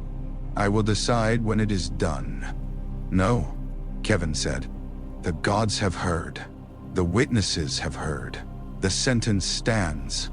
Littlefinger smiled, deepened by a hair. Cersei noticed that too, and hatred flickered from Kevan to Baelish and back again. Lord Stark should be kept until the city can be told properly. He leaves within the hour. That was not agreed. It was decided. By you? A yes hand. You grow very fond of that word. And you grow careless with delay. Kevan kept his voice low, but not gentle. Every hour he remains in this castle is another hour in which something foolish may happen. Something. Someone. Cersei knew whom he meant. Her lips thinned. Ned was hauled to his feet. For one instant, as the guards adjusted his chains, he swayed. Kevan stepped forward as if to steady him, then stopped. Ned would not want his hand. Pride had survived where freedom had not. Instead, Kevan signaled the captain. "Take him by the postern. No banners. No royal colors. Cloaks over mail. If anyone asks, you are escorting a penitent septon north to Maidenpool. Change horses at the arranged points. Avoid inns where possible. He is not to be harmed, displayed, questioned, or delayed. The captain bowed. Yes, my lord. Ned looked at Kevan. Sansa, she has your letter. Arya Dottia. If she is found, she will not be killed. Ned's jaw worked once. So much remained unsaid because saying it would do nothing. That was one of the cruelties of power. It forced men to spend their final words on practicalities. Then Eddard Stark, Lord of Winterfell, no longer by the law of the throne he had denied, was led from the sept to begin the long road toward the wall. Cersei waited until the doors shut. My son will be furious. Yes, you cannot hide this from him. I do not intend to hide it. I intend to present it as accomplished wisdom. She laughed without humor. You think you can flatter him into accepting it? I think he prefers praise to reason. Varys made a soft sound, almost a sigh. A preference not limited to kings, alas. Kevan looked at him. Lord Varys. My Lord Hand. You will ensure the city hears the proper account by noon, Lord Stark confessed. The king showed mercy. The gods witnessed it. The realm is spared further blood by his grace's noble restraint. Varys bowed. A moving tale. A useful one. Those are often the same in King's Landing. Kevan turned to Littlefinger. You will do the same among the merchants, moneylenders, and brothel keepers. Littlefinger placed a hand over his heart. You wound me, my lord, to be ranked with brothel keepers. You own several. A man must know his investments. Then invest in this peace. Baelish's gray-green eyes glittered. Peace, my lord. Is that what we are calling it? For today. And tomorrow? Tomorrow will have its own lies. Littlefinger smiled fully then. I begin to see why Lord Tywin trusts you. No, Kevan said. You begin to see why you should not mistake me for him. The smile remained, but the eyes sharpened. Good. Good. Pycelle cleared his throat. A raven should be sent to Lord Tywin at once, perhaps, to inform him of this success. It already has been. The old maester blinked. Kevan turned to Cersei. You should tell the king before rumor does. Her face tightened with dread she would never name. He will blame me. Then blame me first. That surprised her. For a moment, beneath queen and lioness and all the armor of her beauty, Kevan saw the girl she had been after Joanna died. Proud, frightened, desperate for love, from a father who gave approval as if it were coin from a locked chest. Then the queen returned. I will not need your protection. No, Kevan said. You will resent it. He left the sept before she could answer. Outside, morning had broken bright and pitiless over King's Landing. Bells rang from the city's towers, calling the faithful to prayer, the hungry to work, the ambitious to lies. Somewhere below, a disguised party was moving through a postern gate, with the most valuable prisoner in Westeros hidden beneath a plain cloak. Kevan stood beneath the rising sun and allowed himself one breath. He had saved Eddard Stark's life. He had also helped bury his honor. The realm would decide which mattered more. By noon, King's Landing knew that Joffrey was merciful. By sunset, half the city believed it. That was better than Kevan expected. The story moved through the streets wearing different garments depending on who carried it. In the septs, the High Septon's attendants whispered that the young king had chosen mercy before the Seven, and proved himself more righteous than rebels claimed. In taverns, men said Lord Stark had wept and begged, though he had done neither. Among merchants, the tale became practical. No northern lord dead, no immediate massacre, no reason yet for trade to die entirely. Among whores, sellswords, cooks, porters, and thieves, the story became stranger and perhaps closer to truth. The wolf had bent, the lion cub had been denied blood, and a quieter lion now held the leash. Kevan listened to 6 versions before the council assembled. Each told him something useful. Joffrey had raged when told. Loudly. He had broken a painted screen, called for Sir Lynn, threatened to have Ned dragged back from the road, and accused his mother of making him look weak. Cersei had endured it with wine-white fury, and then exactly as Kevan advised, turned the matter into praise. Mercy, she told him, made kings seem godlike. Any brute could kill. A true king condemned and spared. Singers would call him noble. Septons would bless him. Lords would fear him more, because he had shown he could master his wrath. Joffrey did not believe it at first. Then he asked whether singers truly would praise him. Cersei said yes. So the realm survived another hour. Now the small council sat beneath painted beams, while rain clouds gathered again over the Blackwater. The chamber's windows were open to a humid breeze carrying city noise upward. Bells, wheels, gulls, shouts, distant hammering from the docks. The king's chair remained empty at Kevan's instruction. Joffrey would not sit in council until he could do so without turning policy into theater. Cersei sat to Kevan's right, which displeased her because it looked like placement rather than possession. Pycelle arranged papers he had already arranged twice. Varys folded his hands and looked harmless, an effort so practiced it became its own warning. Littlefinger leaned back as though every chair in the Red Keep belonged partly to him. Renly's seat was empty. Stannis' seat had been empty longer. First, Kevan said, Lord Stark is gone from the city. Any man who speaks of retrieving him without my command will be questioned for treasonous interference with royal judgment. Cersei's cup paused halfway to her mouth. Littlefinger lifted his brows. A severe beginning. A necessary one. Severity is often called necessary by the severe. Kevan looked at him. And cleverness is often mistaken for usefulness by the clever. I trust you will avoid that error. Nay. Varys lowered his eyes. Pycelle coughed into his sleeve. Littlefinger smiled as though complimented. I live to serve. No, Kevan said. You live to rise. At present, service is your safest ladder. The smile did not leave, but something watchful entered Baelish's face. Cersei set down her cup. Must we waste time insulting one another? The realm has rebels enough. Agreed, Kevan said. Lord Varys, Stannis. The eunuch sighed softly. Our silent lord on Dragonstone remains silent, my lord. Too silent. Ravens fly, ships move by night, and men known to have served him in King's Landing are leaving the city with sudden concern for sea air. No, he will declare. I would place a modest wager on it. Against Joffrey's legitimacy. Varys tilted his head. If one wished to press a claim stronger than grief, that would be the blade to choose. Cersei's face hardened. Lies. No one contradicted her. No one needed to. Kevan did not look at her. When the accusation comes, we answer before panic does. Pycelle, prepare a statement affirming Robert's public recognition of Joffrey as heir, the court's witness to the succession, and the High Septon's blessing.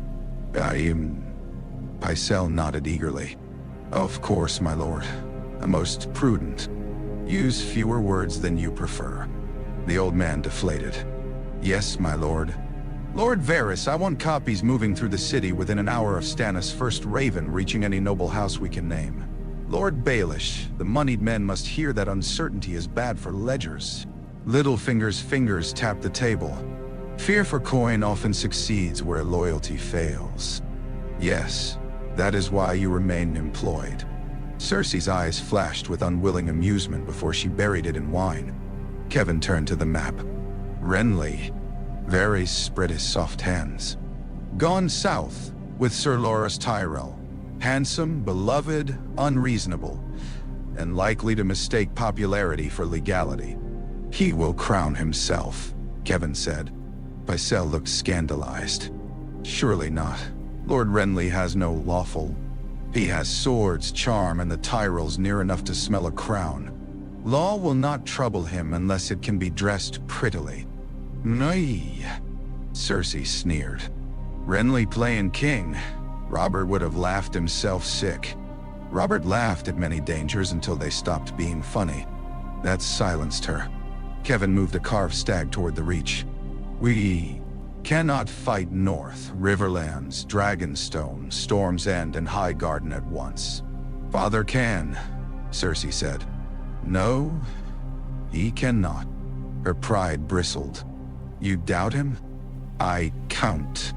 Varys' smile flickered. Kevan continued. Lord Tywin can defeat armies. He cannot be everywhere. Jaime is exposed. Riverrun has not fallen. Robb Stark has moved too cleverly to be dismissed as a child. If Stannis and Renly both declare, the realm does not face rebellion. It faces succession war.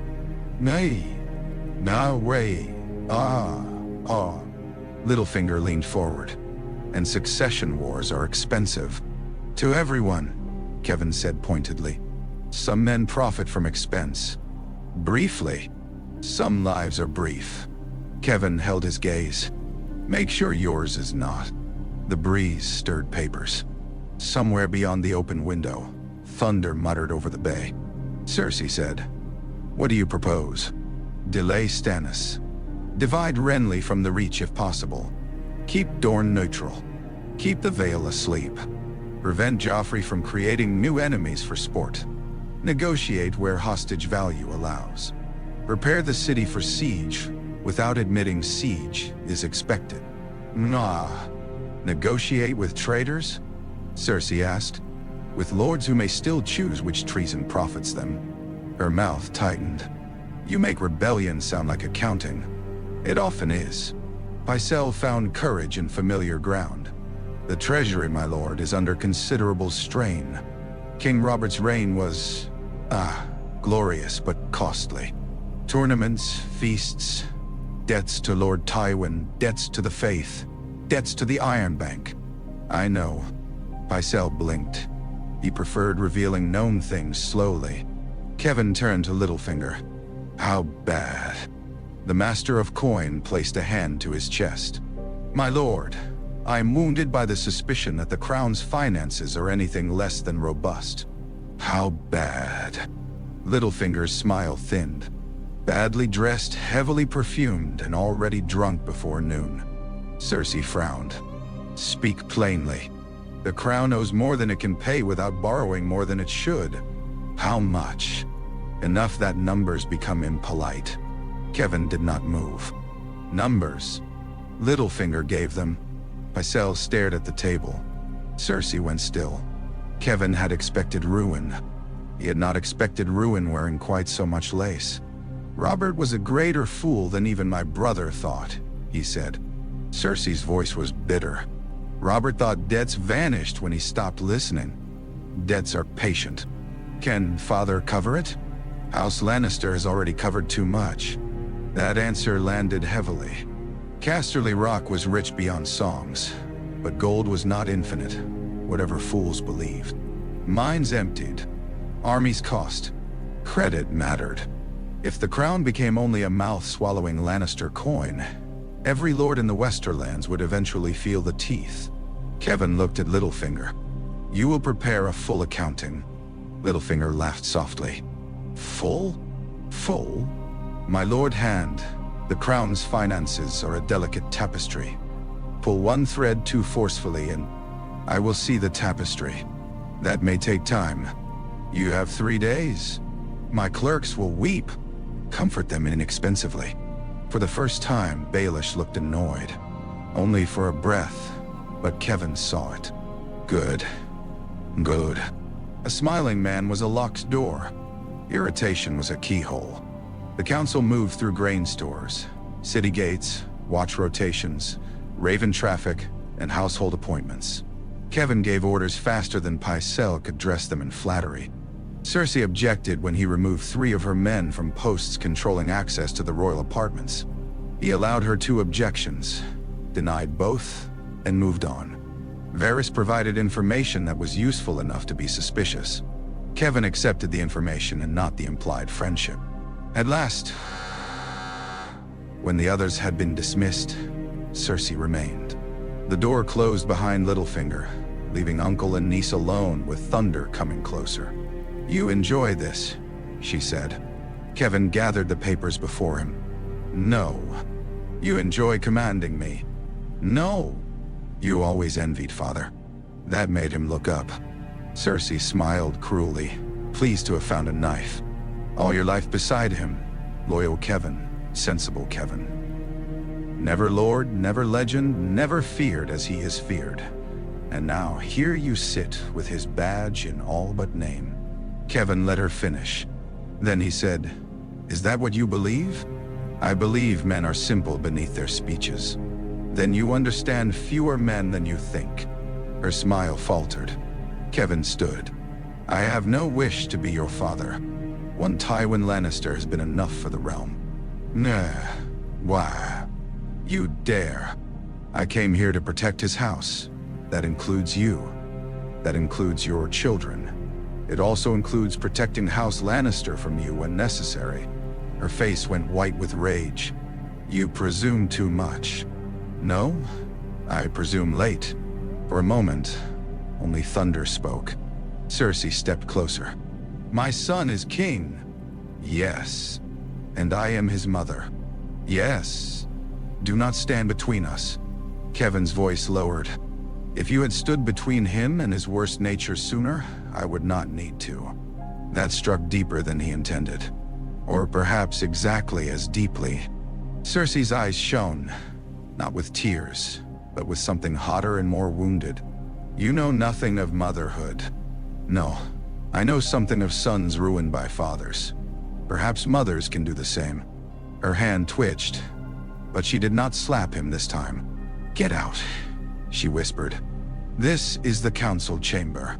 Then I will leave." She swept past him, black skirts hissing like a drawn blade. Kevan remained alone, listening to rain begin against the windows. He had taken command of the council. He had checked Joffrey. He had preserved Ned Stark. He had unsettled Littlefinger. He had reminded Varys he was watched. He had angered Cersei badly enough that she might become either more careful or more dangerous. Progress in King's Landing often looked like arranging knives so they pointed slightly away from the throat. Kevan sat again and reached for the first financial ledger. Outside, thunder broke over the city. Arya Stark heard that her father had lived from a man selling onions near the Mudgate. She did not believe it. The man had a voice like a crow and a wart on his nose, and he was shouting news to anyone with copper enough for onions or ears enough for lies. Lord Stark had confessed. Lord Stark had begged. Lord Stark had praised the young king. Lord Stark had been spared by royal mercy. Lord Stark had been sent to the wall. Lord Stark had flown away on black wings. Lord Stark had been taken by lions. Lord Stark had never been a wolf at all. Arya stood barefoot in the stink of the street, hair hacked short, face dirty, belly gnawing at itself, and hated every word. Her father would not beg. Her father would not praise Joffrey. Her father would not be a traitor. But live, that word stuck like a fishbone. She had seen the gold cloaks kill Syrio, or thought she had. Though some stubborn part of her refused to believe Syrio Forel could die just because men with armor came through a door. She had run. She had killed a stable boy with needle when he tried to seize her. She had slept under steps, stolen crusts, drunk from fountains, bitten a girl who tried to take her boots before losing the boots anyway.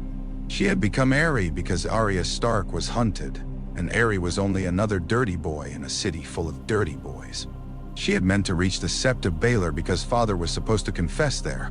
She had imagined somehow seeing him, somehow making him see her, somehow everything changing because wolves found wolves. But the crowd never gathered. The great bells rang for morning prayer, and rumors swarmed instead. By noon, everyone said the confession had already happened inside the Red Keep. Inside, behind walls she could not climb. Now men said he had gone. Arya pressed her back against a wall and tried not to cry because crying made people look. She did not want people looking. People who looked saw things. Girls, swords, fear, weakness. She wiped her nose on her sleeve and glared at the onion seller as though he had personally dragged father away. "Liar," she muttered. "What was that, boy?" he snapped.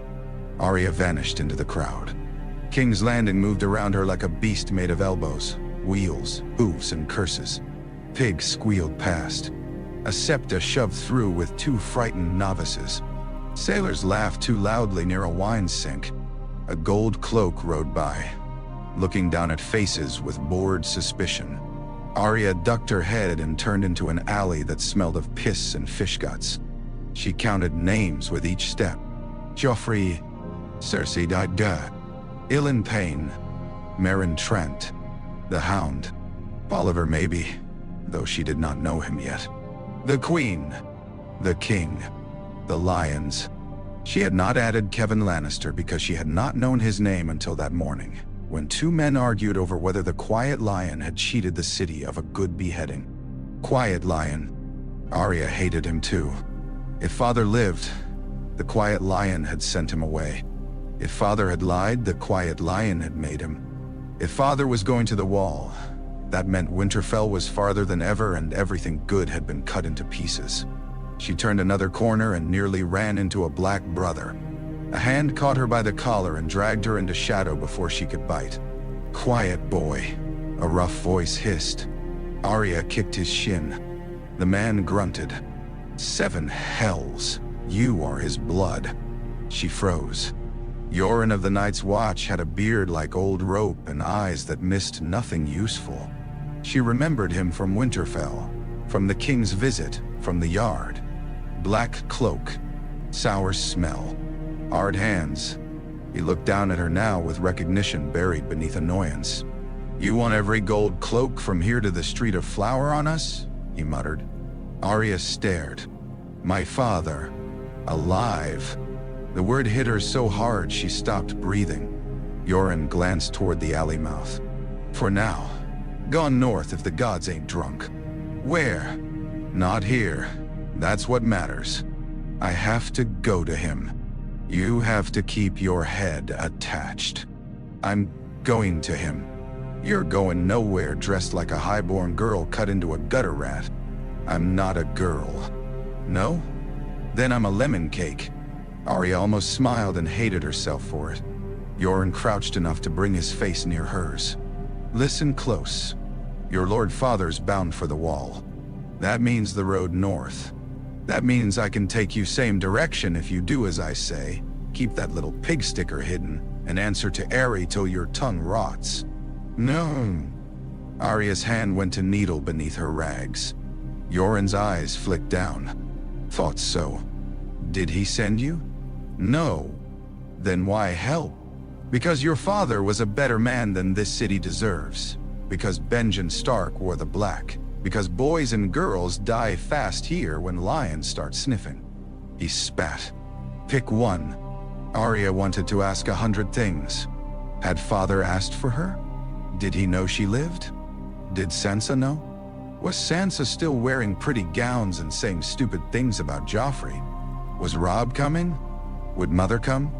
Would they all wake up at Winterfell, and Bran would climb again, and everything after the king's feast would be a bad dream?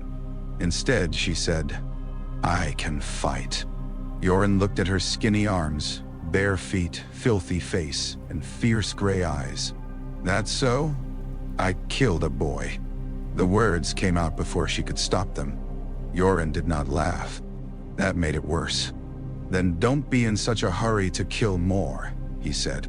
"Killing follows easy once it knows your name. My name is Arry. And Arry is coming with me." He led her through back ways where even the sun seemed reluctant to enter.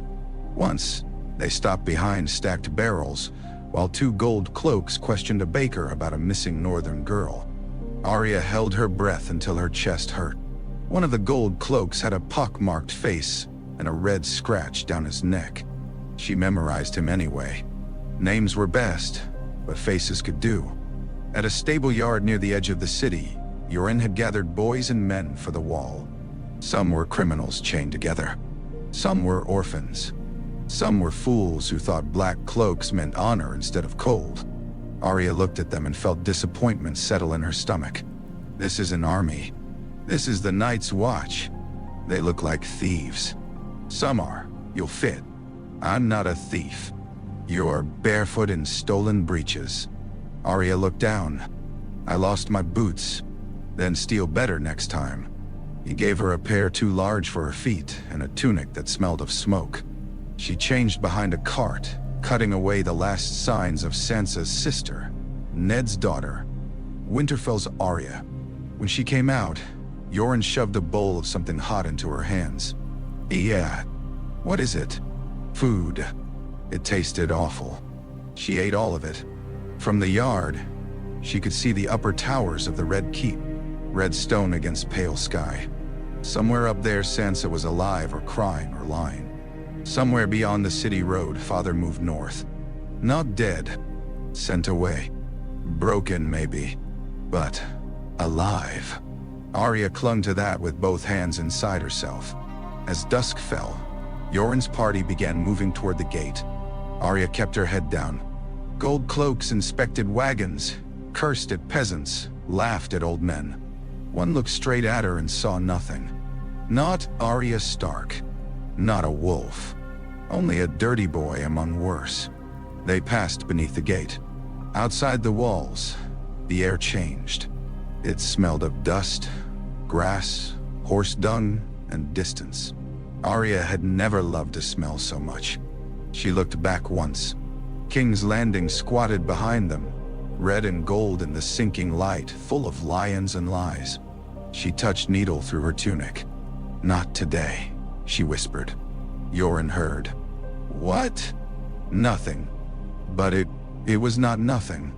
It was a promise to the city, to the throne, to Joffrey, to Cersei, to every man who thought wolves stopped being wolves when separated from the pack. Arya Stark left King's Landing as Arry, heading north behind a black brother, with her father alive somewhere ahead, and vengeance walking quietly beside her. The Raven came after midnight. Kevan had not gone to bed. The Tower of the Hand belonged to him now, and the manor all royal chambers belonged to their occupants. Temporarily, conditionally, and with the bones of predecessors buried in the walls. Jon Arryn had worked here for years, trying to hold Robert's appetites and the realm's finances together until poison ended the labor. Ned Stark had occupied the rooms briefly and left behind the scent of northern leather, old honor, and failure. Now Kevan sat at the same desk with ledgers stacked to one side, military reports to the other, and a candle burning low between them. Outside the balcony doors, King's Landing slept badly. Cities never truly slept. They muttered, coughed, fought, coupled, prayed, stole, and wept through the dark. Torches marked the walls. Lanterns moved near the docks. From somewhere in Flea Bottom came a scream that ended too quickly. Dogs barked. Bells rang the hour.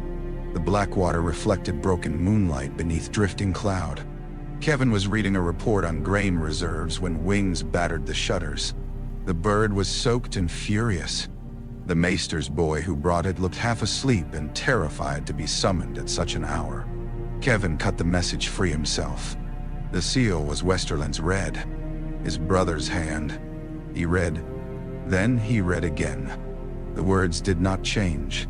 Robb Stark had vanished from where Roose Bolton's movements suggested the northern host should be. Scouts had lost the main wolf force near the river roads.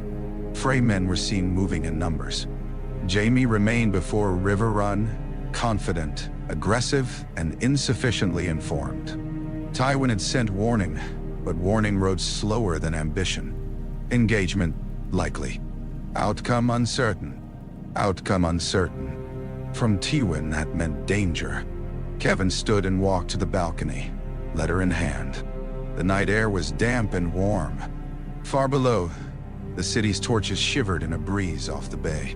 He leaned both hands on the stone rail and allowed himself, for the first time that day, to look tired.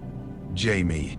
Golden, laughing, impossible Jaime, who had once ridden at Quentin's until other boys hated him, who had joined the King's Guard with dreams of white honor and found a mad king behind it, who had saved a city and been named Oathbreaker for it, who loved too easily where he should not, and cared too little where he should. Jaime before Riverrun with a sword in his hand and a wolf closing through trees. Kevan had done what he could. He had sent warning. Tywin had sent warning. But men like Jaime heard warnings as challenges when they arrived too late. Behind him, the chamber door opened softly. He did not turn. Who? A pause. Must every room answer you now? Cersei asked. Kevan folded the letter once. At this hour, yes?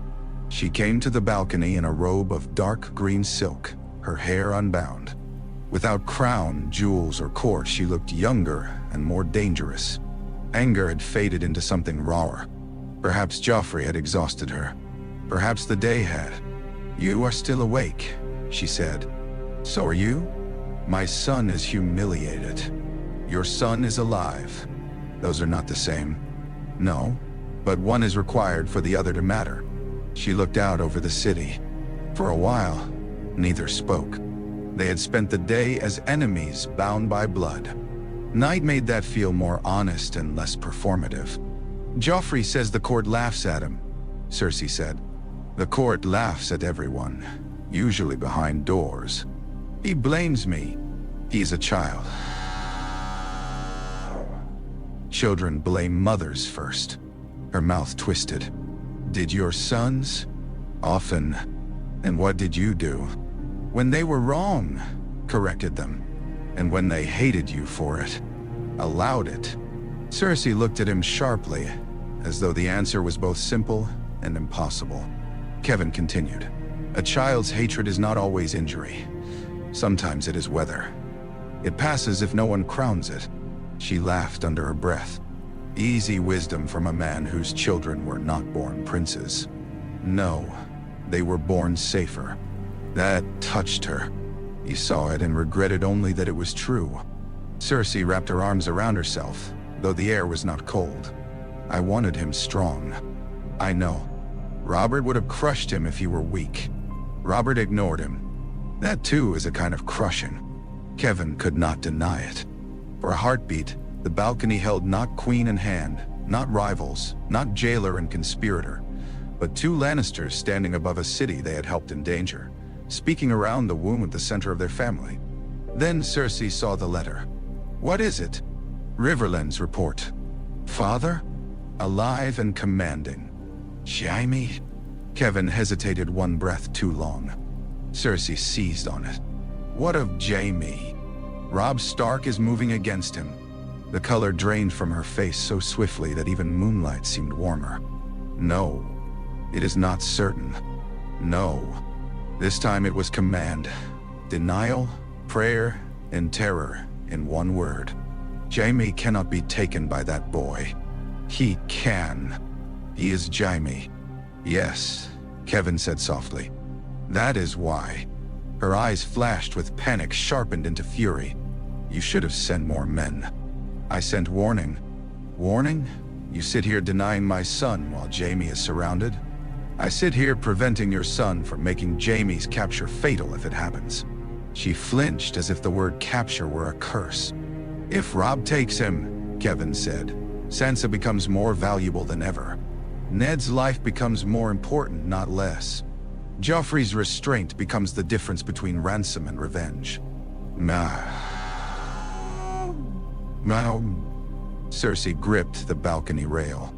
I will kill the Stark girl if they harm him. No, you do not command me in that. Yes, Kevan said. I do.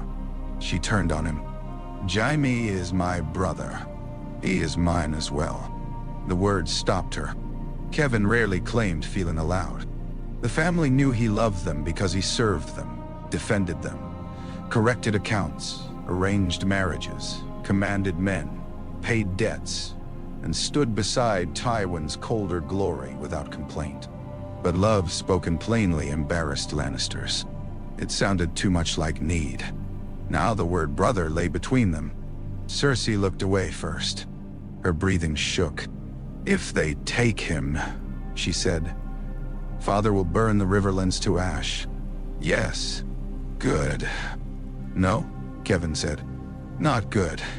Understandable. Useful in part. Dangerous in excess. Do not speak to me of excess while my brother may be in chains. Our enemies are most useful alive when our own blood is captive. Ned Stark is gone. Alive. Too far to matter. No? Alive is never too far to matter. Cersei laughed bitterly. You sound like a septon. I sound like a man counting hostages. That, at least, she understood. The door opened again, harder this time. Pycelle stumbled in wearing a night robe under his chain, breathless, clutching another message. "My lord hand," he wheezed. "Forgive the hour, but another raven. Urgent, most urgent." Kevan crossed the room and took it before the old man could decide how much drama the moment deserved. The seal was broken from haste. The script was not Tywin's. It was one of their outriders, terse and smeared. Whispering wood. Ambush. Jaime engaged. Heavy losses. Riverrun relieved. Sir Jaime missing, believed, taken. Kevan felt the chamber narrow. Cersei stood at the balcony doors, watching his face. "No," she whispered. Kevan folded the message slowly, because something in him required order, even when the words within were ruin. Pycelle began trembling. "My lord?" Kevan looked at the candle, then at the maps, then toward the dark north beyond walls and roofs and leagues of war-torn road. Ned Stark lived, but Jaime was taken. The balance had shifted. Robb Stark, the boy Tywin had called young, had reached through the Riverlands and closed his hand around the brightest sword House Lannister possessed. The wolf had not needed martyrdom to become dangerous. He had only needed opportunity. Cersei's voice broke into rage to hide fear. "Bring me Sansa Stark." "No." "Bring her." "No. She is theirs." "She is ours," Kevan said, turning to her fully. "And because Jaime is now theirs, she must remain unharmed." Cersei stared at him as if he had become a stranger. Kevan's voice hardened. "Listen to me. If Joffrey touches that girl, Jaime dies. If you threaten her publicly, Jaime's value changes. If you let grief rule you tonight, you may murder your brother as surely as Robb Stark could." "Nah." That pierced where command could not. Cersei's face crumpled for one unguarded instant. Not tears, not yet, but the collapse before them. Then she turned away, one hand covering her mouth. Kevan looked to Pycelle. "Wake Varys. Wake Baelish. Send riders to Lord Tywin. Draft ravens to every loyal house between here and Harrenhal. No one speaks of this in the city until I permit it." Pycelle bobbed. "Yes, yes, of course." And Pycelle. The old man froze. "If Joffrey hears from anyone but his mother or me, I will know where the leak began." Pycelle went paler than his beard. "My lord, I would never." "Go." He went. Kevan returned to the balcony. The city below remained unchanged. That was the cruelty of history. A raven could alter kingdoms while bakers slept, while thieves cut purses, while children dreamed, while torches burned in their brackets and the rivers slid black beneath the moon. Cersei stood beside him again, silent now. After a long while she said, "Can you save him?" Kevan looked north. He thought of Ned Stark in chains on the road to the wall. Sansa alone in her chamber. Arya vanished into the gutters. Tywin receiving the news with stone eyes and murder forming behind them. Robb Stark beneath the trees, young and victorious, with Jaime Lannister's fate in his hands. "I can try," Kevan said. Cersei closed her eyes. Below them, King's Landing muttered in its sleep, unaware that the war had changed before dawn. Kevan remained awake until the sun rose, because sleep belonged to men who could afford to stop thinking. And House Lannister could no longer afford even that.